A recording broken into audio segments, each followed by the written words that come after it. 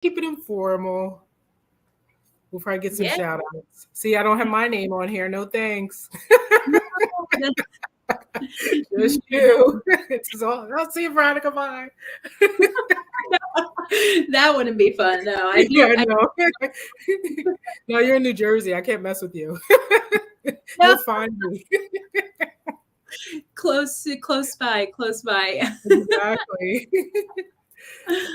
If you're trying to, hello everyone on LinkedIn. If you're joining now, I'm just going to give it a few minutes. We have our special guest tonight on Careers with Donnella. We have Veronica Campbell. She is the senior brand designer for global snacks at PepsiCo. Hi, Veronica.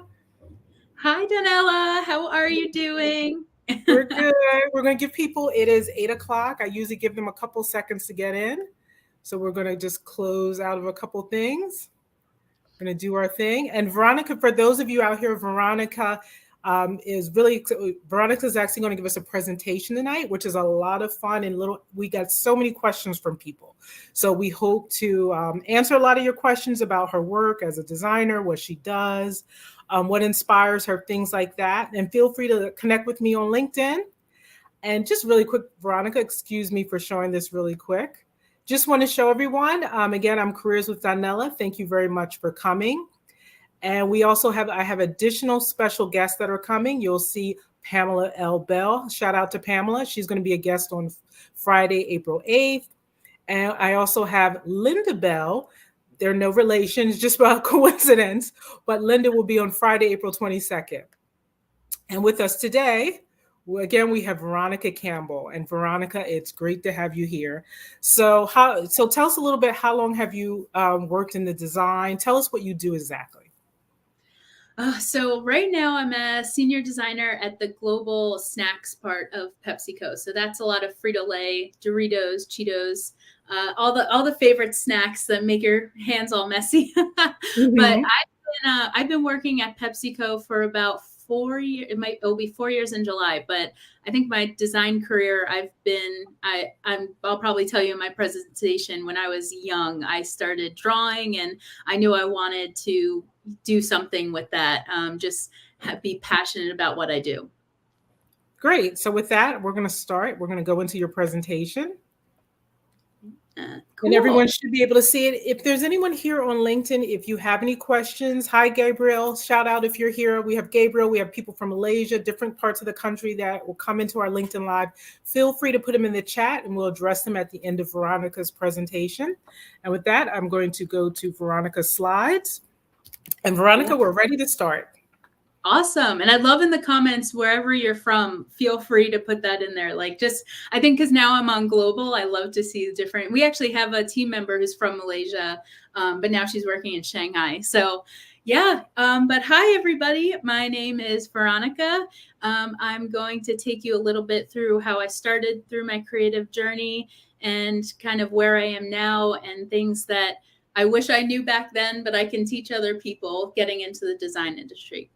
So if you want to go to the next slide, just a little a little bit personal about me, but I'm born and raised in New Jersey, not too far away from Donnella. And I know we'll have to meet up sometime in real life. But yeah, so I grew up with my mom, my grandpa, my grandma, and I put a pizza there because she loves to make pizza every Friday night and have family over. That's a huge thing in our family. And some hobbies. I used to play softball in high school. That kind of faded away. But one thing, and you'll see this in the future slides, that I do love automotive sports. So drifting, racing, and at our local track in Englishtown, New Jersey, that's where I met my husband, now husband. And that's a sweet picture too. I like the picture of your wedding. I like your wedding dress. Thanks. So maybe a little bit more about my creative journey, where that started. Still very young at my age. So my mom, she was a single mother, so I would have to go with her to work. And during her meeting, she'd kind of just pass over printer paper or some markers to draw on the boards. I don't even think there's any board now. There's Zoom boards, but yeah, right. that would just keep me busy. And I think that's where it really all started. And then Microsoft Paint, doing things pixel by pixel. That was my first introduction to computer design. And the high school that I went to was very academic, so there wasn't Adobe programs, but I did a lot of traditional art. And I did think I wanted to be a tattoo artist. And then I was like, you know what, I want to see like other realms of design and go to college and see what that's like. So I attended the Fashion Institute of Technology, and I put this like, if you just go back 1 second, there's a detergent. That's like the pivotal part of where my career started, but it was a group project.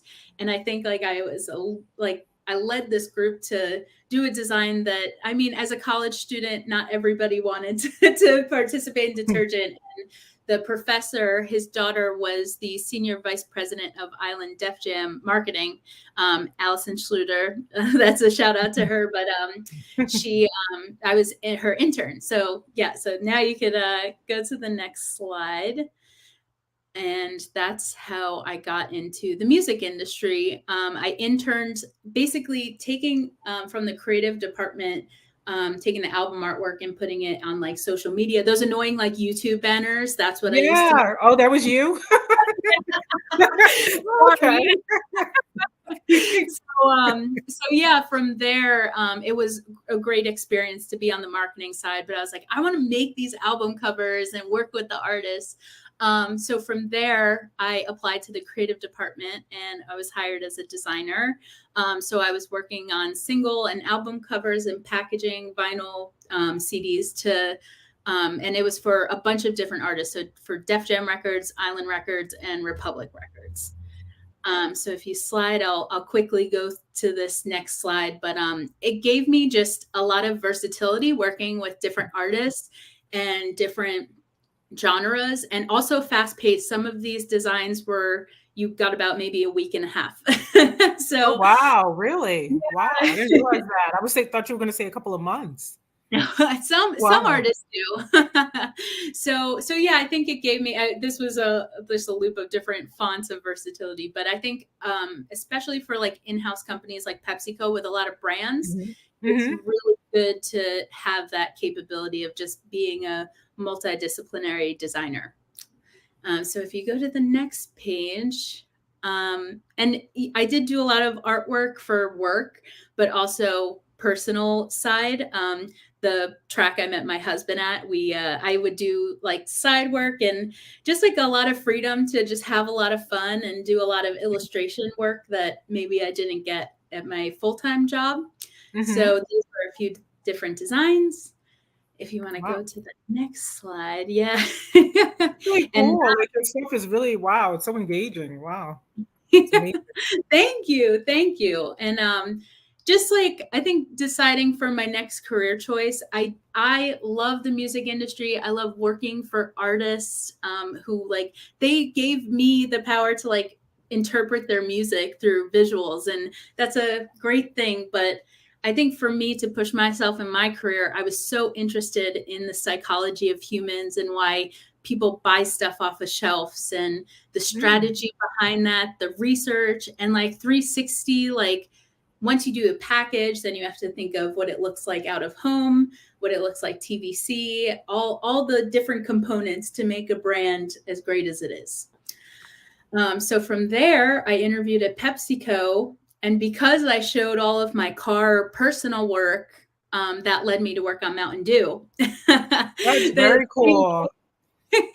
Yeah, it seemed like the right fit at the time. So this was my first ever illustration. Mountain Dew United was, they did 50 labels. So each bottle had its own state.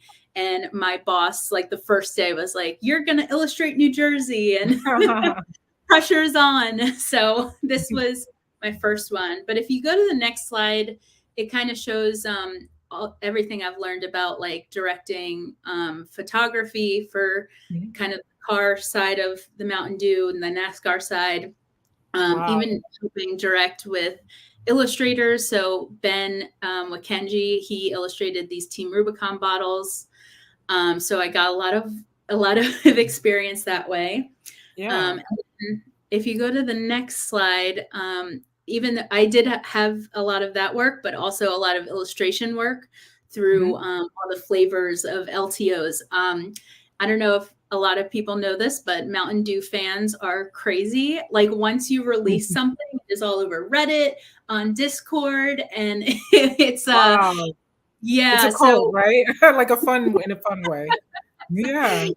Yeah, so it was really interesting to create these like stories around a flavor and the name and Oh, how to make it stand out on shelf. It was a lot of fun. But oh. I did want to. I felt as if I guess like everybody knew me as the illustrator, and like as somebody who wants to be like versatile in every way, I was like, give me Mhm. another project. So if you go to the next page, this was a project that my boss gave me to to flex my skills. And I Um, drink those, so I'm like, now I know you. I'm like, yay. yes, yes, That's amazing. Yeah, I drink those. I thought that was such a cool. I thought it was really eye catching, and that's what made me pick one up. yay. Okay, that's good. Yeah, I mean they're delicious too. So, Yeah, but yeah. yeah, so Mountain Dew Rise, even going through the strategy of making a new brand was so interesting, and having like the style, the typography, the 3D rendering of the cans, that was something new to me. So really fun, and I did enjoy this very much. And then I was like, oh, I want, now that I got this new design thing, I want something more. I want to know more about a new business. So Mhm. so this was one of my last projects on Mountain Dew.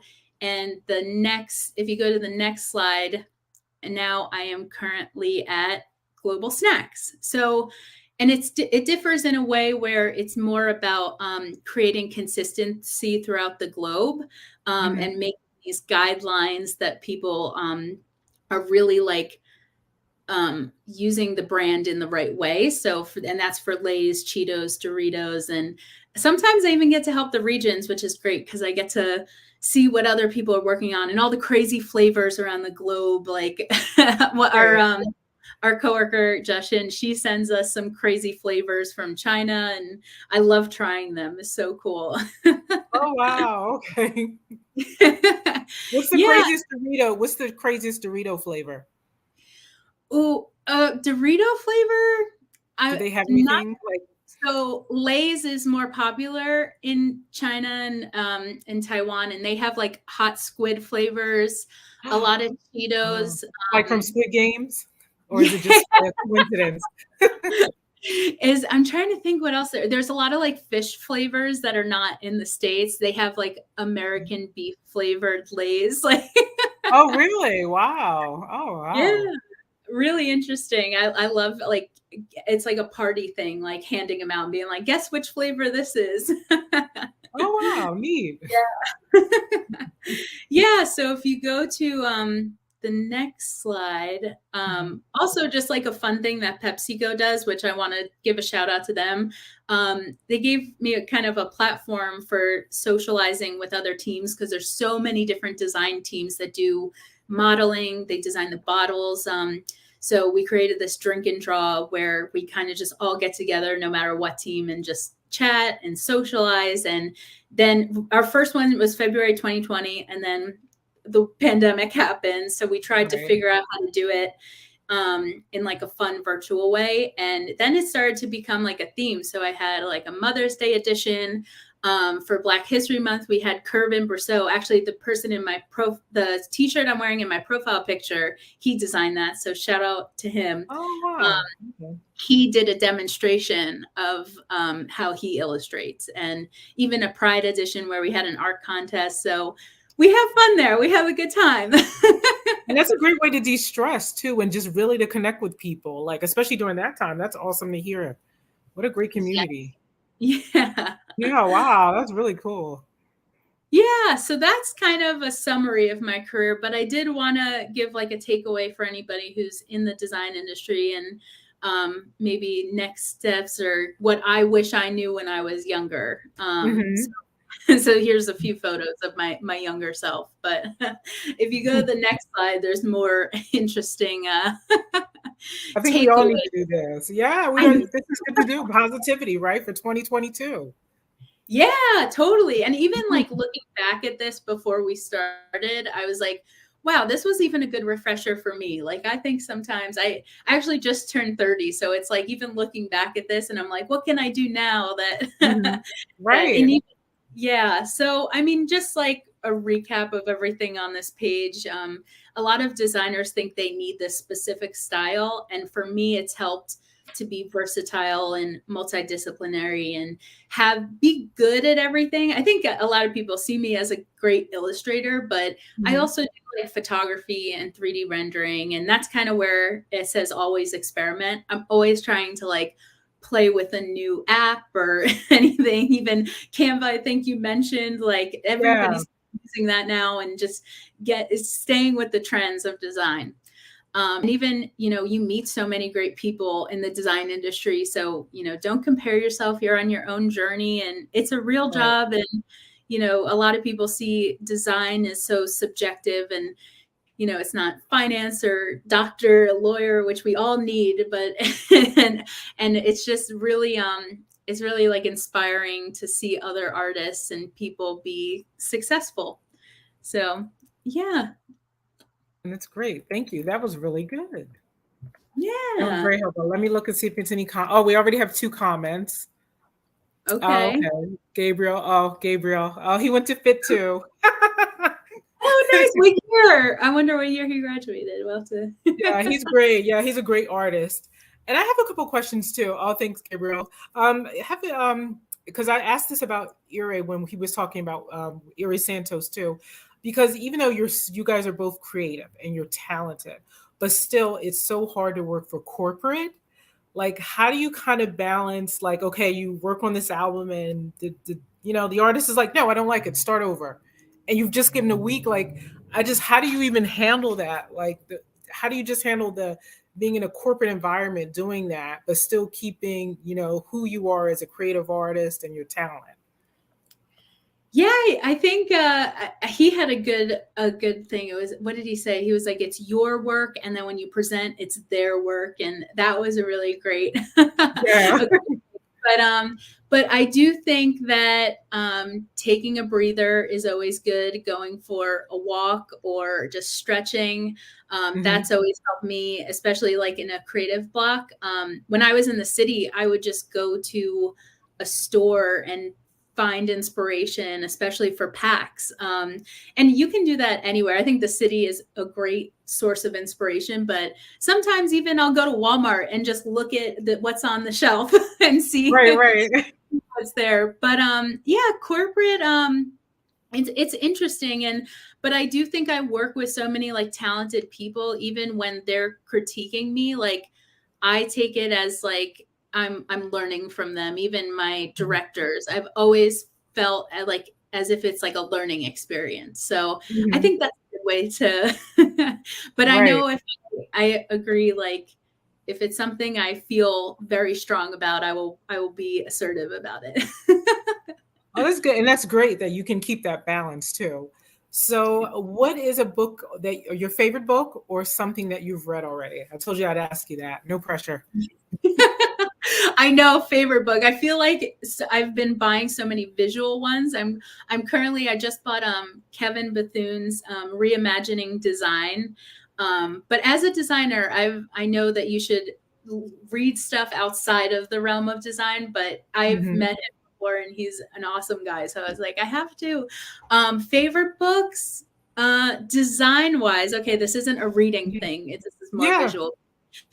Lincoln Design Co. comes out with amazing, they call it, oh, I have it behind me. It's like illustration mayhem, logo mayhem, all the like fun stuff that they work on. I I like to buy and support design studios. So yeah. And what do you do to unwind? Something fun? Ooh, unwind. Go to the track. That's when I get to see Yeah. all my friends and Yeah. more unwinding. I mean, I do. We are close to the beach in Union Beach area, so I Nice. love going to the beach and like just decompressing, or even if it's a lunch break, or try to get there in the morning. I'm a sleeper, so Same here. Yeah. I like to start late. So that's why these are at 8 o'clock and not 8 a.m., 8 p.m. and not 8 a.m. Yes, yes. And what's a guilty, I ask everyone, because it tells you about their personality. Your guilty pleasure, something that you can watch that you can admit while we're on LinkedIn Live. Ooh.